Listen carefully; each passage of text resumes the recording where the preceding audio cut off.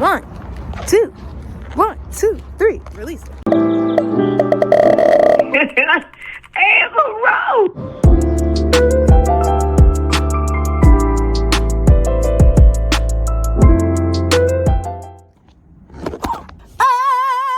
Hi guys, and welcome back to my YouTube channel. It's Ava. And today, by popular demand, absolutely nobody requested it, I'm going to be doing a CNA Q&A. So I posted on my Instagram story and I asked a couple of you guys to ask me questions about my experience, because if you didn't know, as of the last school year, I am a certified nursing assistant. So I just asked a couple of you guys to ask me questions about my experience in class, my experience in clinicals, and just how I felt about all of that. So let's go. Okay, so the first question I have is, what's one CNA habit you accidentally bring home with you? Not a lot of people, but when they see me do it, they low-key laugh at me. They're like, you don't really wash your hands like that. But sometimes if I'm not thinking, I wash my hands the way they teach us to wash it in class.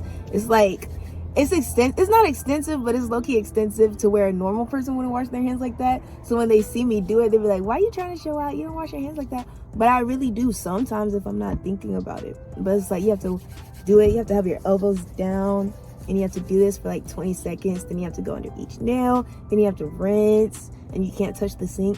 So people they poke fun at me. They're like, why are you faking? You don't wash your hands like that. Yes, I do. Sometimes. What is the most physically demanding part of your job? So when I was in clinicals, the most physically demanding part was rotating somebody. We had to rotate somebody either for bed bath, or we had to rotate them to change their sheets, or just to change their position so they wouldn't get sores. I can't remember the names, but so they wouldn't get sores. So we'd have to rotate them. But it was kind of like, depending on who you got partnered with, because we would get partnered with different people for the rotations, it would be a lot of work, because some of these people were not the lightest. They were not feathers. They were not. So it was taxing. You had to move them up, you had to move them down, you had to roll them over, you had to roll them back, you had to sit them up, you had to sit them down. It was just a lot. That was the most physically demanding part, because I have gains. You might not be able to see them. It's the sweater. It's because it's loose, so you can't really see it. But I might have big gains. Obviously I have big, huge muscles, but it was still really hard. How do you care for residents who have dementia or memory loss? The people that we dealt with, we worked on a certain floor, and the people we dealt with were mostly older people. There were a couple young people, not young, but younger. How do you deal with people who have dementia or memory loss? You kind of just you just have to be patient and just have to keep going, and then go along with the bit. If they think you're their granddaughter from 55 years ago, you're their granddaughter from 55 years ago while you watch them, If they think you're their long lost sister from some crazy TV show that they watched, and then you're their long lost sister, and you just have to keep going about feeding them oh my gosh, I haven't seen you in so long. I have this saying that I came up with, in restaurants or in retail, the customer is always right. The patient is always right, unless it's they be trying to do some crazy stuff and get out of care and stuff, and you respect it, of course. But if it's some things you just have to do, but the patient is always right. So if they think you're somebody, or if they're recalling a memory, you just go with it and just still complete your task, but go with it to make them comfortable and stuff like that.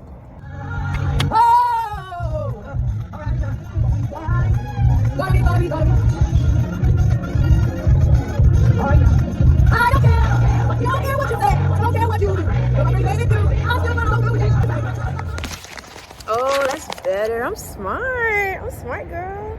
Okay. All right. New setting unlocked. I'm in front of the pond. Isn't it nice? I was gonna go over there. I also parked in a spot that said it was reserved, but nobody be over there, so I hope I don't get towed. I'm right here though. I could run over there. My car's back there. I did that one. Can you give an example of how you respected a resident's personal preferences during care? So sometimes in the hospital, we would, depending on what it was like by the time we got there, they would either be just waking up, or it would be time for lunch. So sometimes if it was Sometimes if they were just waking up, we would try to like bathe them, give them a shower, or if it was time for lunch, we would try to give them their food. But sometimes you would go in there and be like, oh, hi, Mr. Johnson, like, it's time for lunch. They'll be like, I don't want no lunch right now. They'll be like, I don't want no lunch right now. So, how could their personal preference is just to eat lunch later or just to bathe later? So you would just be like, okay. And you would leave and you would come back. You would just keep trying until they're ready to do it. And then ultimately, though, if they didn't want to do it, you would kind of just have to force them. But, yeah. No! It's dying. Whatever. Okay, the question is, why is person-centered care important in long-term care facilities? I'm really out of breath. Person-centered care is important in long-term care facilities because it's more individualized, and then also it like reduces neglect in especially the elderly patients, because when I was at clinical, sometimes we would get patients and they would have all sorts of like sores, and it would be horrible, like, because you know older people, they're more fragile and stuff, so if they got injured then it was really, really bad. Oh no. If they got injured then it was really, really bad. So they would have like more sores and stuff, and it would just be so severe because in the wherever they came from, like the facility, they were being neglected because it was so focused on task-based care and routine instead of individualized, personalized care. You know, they're treated more like numbers. So they're treated more like numbers and statistics than actual people with like life stories and experiences. So that's why it's really important, because it's really sad. You see a lot of crazy things. What advice would you give somebody who is just What advice would you give someone just starting training, CNA training? Be focused. Don't slack off. I'm a major procrastinator, guys. It's horrible, but you cannot procrastinate. I mean, you can procrastinate with this class, but you're really just like, you're messing yourself up. You're playing crazy cards. Like, just don't procrastinate. Do stuff on time. Practice your skills. Don't get overwhelmed. Practice whenever you can, and then link up with the other kids in your class. Like me and some of the, like, my best academic friendships probably are within that class. Like, it's just best for, you know, survival and thriving. You can practice with your peers, they practice with you, you practice with them, y'all can study together, and then it just makes the class more enjoyable. But yeah, also I would say when you get to clinicals, like, just remember that these are people, that they're real people, and some, because you see a lot of crazy stuff, you see a lot of bad stuff, and it's just like, wow, how did they let this get so far? How did they da da da da da? You have to understand that sometimes some of these people really can't help themselves, one, and then two, some of these people are in a mentality where it's just like they don't want to help themselves because things are just so bad. So just remember that these are real people. Think about how you would want to be treated if you don't have any family or anything and you're in a facility. So have that mindset. My car is still safe. What is the most meaningful moment you've experienced during clinicals? The most meaningful moment, I will never forget it. Me and this other girl, because we have my grade at the time, I was a sophomore. No, I'm a senior. At the time, I was a junior, and we were paired up with like the senior classes to kind of like experience, you know. And me and this other girl were paired up, and our teacher, she was giving out our assignments. And just for example, we were on floor 203 or floor 207, and she was like, okay, go to floor 107, and this person has a catheter, and you need to change that catheter. She meant to tell us to go to the room 207, but she told us to go to room 107, which is on the first floor. So we went to the wrong floor. Ironically enough, this person did have a catheter, so we still had to change it, but it was like crazy. We walked in the room, and the guy, he had some respiratory issues, so he had the oxygen and he couldn't breathe, and I just felt really bad for him. It was crazy. We had to bathe him, and we had to change his sheets, and we had to clean his catheters, and he was just like, can you guys hold my hand? Like, I need to sit up. I can't breathe. Can y'all call the respiratory people? I need some more oxygen. Can y'all call the respiratory people? And if we had to leave, he would be like, can one of y'all stay? Like, don't leave me alone. And every time we came back, he would be like, oh, my angels have returned, my angels are back. So that was really sweet. But at the same time, like, it was just crazy. It was crazy, and it was sad because, like, he was alone, you know. Yeah, it was sad for a reason you can imagine. Like, it makes sense. Oh, another one. I have two. I have that one, and then there was this other lady. I was in this other group with two students. I loved them, and we had this older lady. And when I say she was old, y'all, she was old. Like, I looked at her thing. I'm not gonna say the year because that's probably against HIPAA or something, but we'll say it was like 1873. Okay, that was her birth year. She was really old, and I think she was going home for hospice care. So we had to feed her. And she wasn't really responsive when we first got in there, but the more we started feeding her and we were talking to her, she was happy, she was excited. We would give her like, oh, here's some broccoli. She would eat it. She was like, this is good. This is good. Mind you, it's like this, like, she was really, I try to say like older, but no, she was really old. She was like tiny and frail, but she was just like so animated and so happy to be there. And she was just like, this is good. This is good. I'll remember that. That was a very sweet moment. This question is, what was your biggest like pet peeve or like your biggest ick moment during clinicals?